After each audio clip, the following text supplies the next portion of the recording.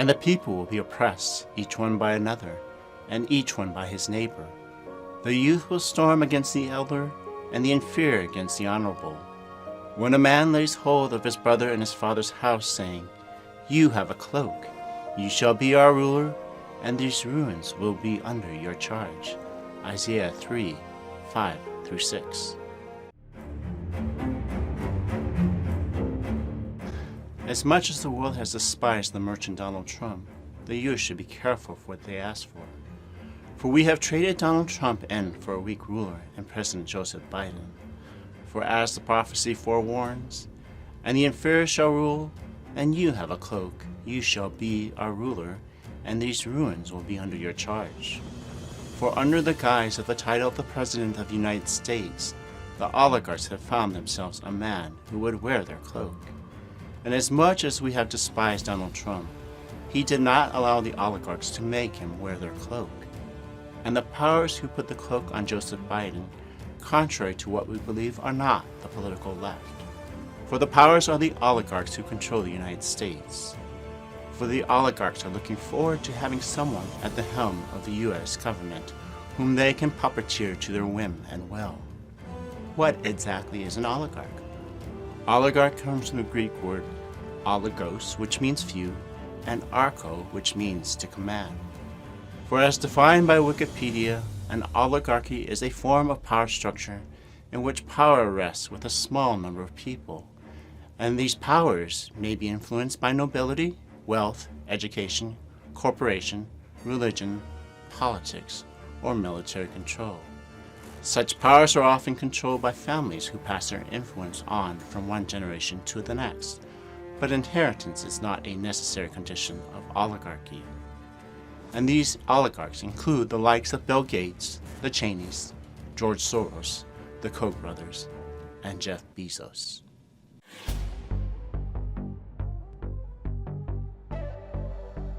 The oligarchs influencing President Joseph Biden obviously come from the left.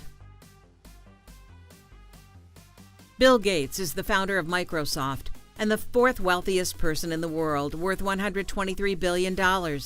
Bill Gates has a long history of ruthlessly suppressing his competitors and stealing their ideas, and his most recent venture is gaining a grasp on the present COVID crisis. There have been rumors that Bill Gates has been using this situation for his own personal gain, namely by implanting microchips into patients who have recently been vaccinated. In his response, Bill Gates stated, "It's almost hard to deny this stuff because it's so stupid or strange that even to repeat it gives it credibility."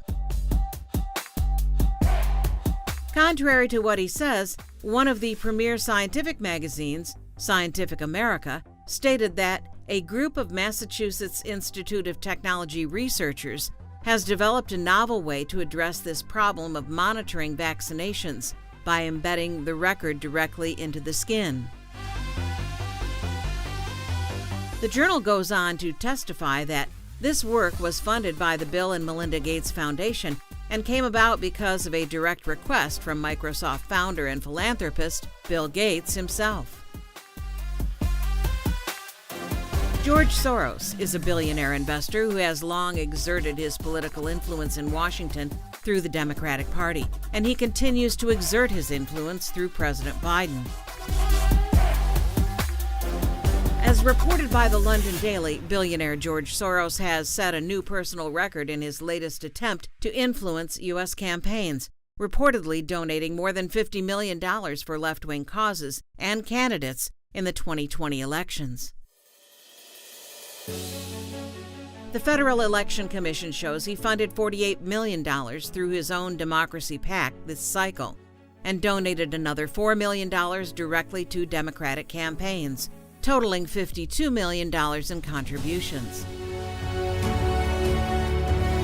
Jeff Bezos is the owner of Amazon and the wealthiest man in the world, with an estimated net worth of $200 billion. It has been well reported in the news that Jeff Bezos and Donald Trump had significant animosity towards one another. Needless to say, Jeff Bezos has thrown his full support with President Biden. Jeff Bezos celebrated Biden and Harris's win in an Instagram post after their victory. However, the oligarchs influencing President Joseph Biden are not just from the left wing, but from the right wing as well. Dick Cheney, a Republican, was the 43rd vice president under George Bush Jr. He lied about weapons of mass destruction in order to get us into a war with Iraq. The ultimate goal of doing so was to preserve the petrodollar. It has been documented that Dick Cheney was adamantly opposed to Donald Trump's foreign policy, which failed to preserve the hegemony that he and George W. Bush had established. At the American Enterprise Institute's annual retreat, a think tank for conservatives, Cheney began expressing his concern about Trump's approach to the major foreign policy issues of the day. He was persistent, said one attendee of Cheney. He just kept coming at him on North Korea, treatment of the allies, the NATO payment issue. Cheney not only voiced frustration that Trump's foreign policy closely resembled that of Barack Obama, but also that it was a significant break from GOP presidents of the past. I worry that the bottom line of that kind of an approach is we have an administration that looks a lot more like Barack Obama than Ronald Reagan, Cheney said to Pence, according to the Post, which obtained a transcript of the discussion that was off the record. On the other hand, President Joseph Biden has shown his admiration for Dick Cheney. I actually like Dick Cheney, for real, Biden said at the time. I get on with him. I think he's a decent man. And because Donald Trump failed to preserve the hegemonic strides that he had accomplished, Cheney switched allegiances from Trump to President Biden. As reported by the Daily Beast, former Vice President Dick Cheney will back the likely GOP nominee. CNN reported the news Friday afternoon, amid other previously anti-Trump Republicans turning their tepid support over to the presumptive nominee. The Koch brothers are the second largest privately owned company who have long influenced politics through the Republican Party. According to Wikipedia, their network was founded by Charles and David Koch and is made up of about 500 donors who pay a minimum of $100,000 each year and work to influence American life in a conservative direction. The network has been called one of the nation's most influential political forces, a shadow political party, complete with its own field offices and national voter database. In the 2 years up to 2018, it is estimated they have spent $400 million on policy and politics. This year, because Trump did not support their agenda, the Koch brothers formally withdrew their support from the presidential candidate.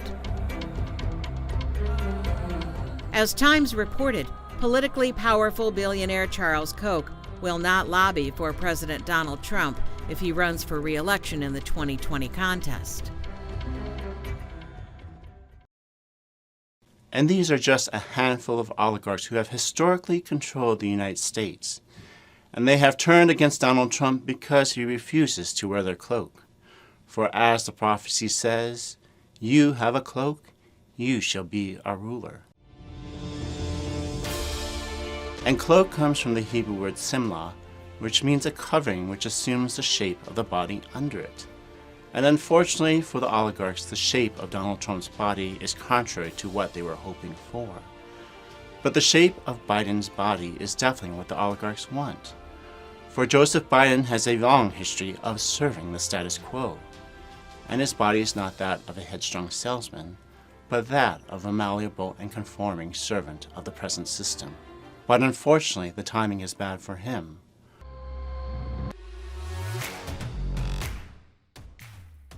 For as we recall the story of the governor Pontius Pilate and how he conformed to what the oligarchs and the people wanted him to do.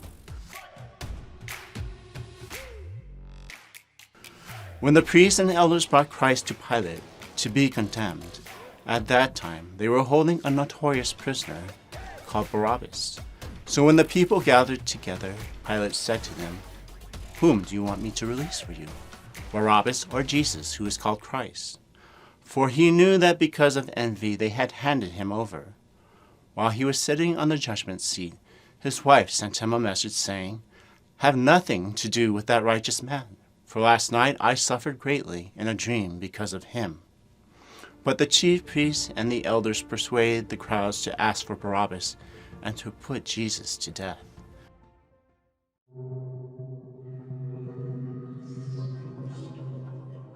But the governor said to them, "Which of the two do you want me to release for you?" And they said, "Barabbas." Pilate said to them, "Then what shall I do with Jesus, who is called Christ?" They all said, "Crucify him." And he said, "Why? What evil has he done?" But they kept shouting all the more, saying, "Crucify him." When Pilate saw that he was accomplishing nothing, but rather that a riot was starting, he took water and washed his hands in front of the crowd, saying, "I am innocent of this man's blood. See to that yourselves." And all the people said, "His blood shall be on us and on our children." Then he released Barabbas for them.